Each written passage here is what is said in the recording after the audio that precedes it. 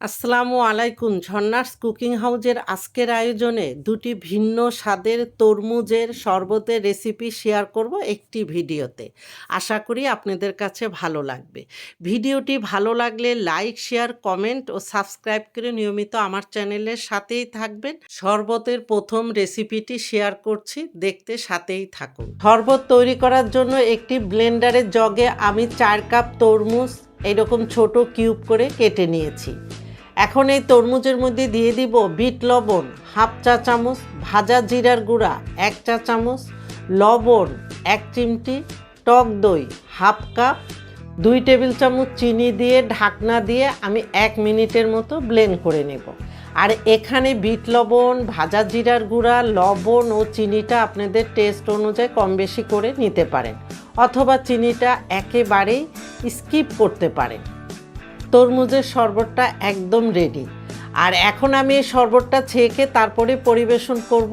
আপনারা যদি ছেঁকে নিতে না চান, সেই ক্ষেত্রে তরমুজটা কাটার সময় বিচিগুলি ফেলে তারপরে ছোট ছোট কিউব করে কেটে নেবেন।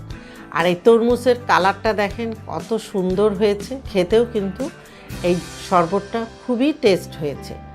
আর আমি এখানে আজকে কোনো আইস কিউব ব্যবহার করছি না, আপনারা চাইলে আইস কিউব দিয়েও এই শরবতটা পরিবেশন করতে পারেন। তরমুজের দ্বিতীয় শরবতের রেসিপিটি শেয়ার করছি। আশা করি এই শরবতের রেসিপিটিও আপনাদের কাছে ভালো লাগবে। তরমুজের জুস আমি উইদাউট ব্লেন্ডার ছাড়া তৈরি করে দেখাবো। এই জন্য একটি মিক্সিং বল নিয়েছি, তার উপরে এইরকম একটি গ্রেটার নিয়েছি। আর এই গ্রেটার কম বেশি সবার বাসায় আছে। এখন গ্রেটারের যে মোটা অংশ, সেই মোটা অংশ দিয়ে আমি তরমুজগুলি সব গ্রেট করে নেব। এতে আপনার সময়ও বাঁচে আর খুব কুইক তৈরি করা যায়। এখন আমি একে একে করে সবগুলি তরমুজ আমি গ্রেট করে নেব। তরমুজ গ্রেট করা হয়ে গিয়েছে।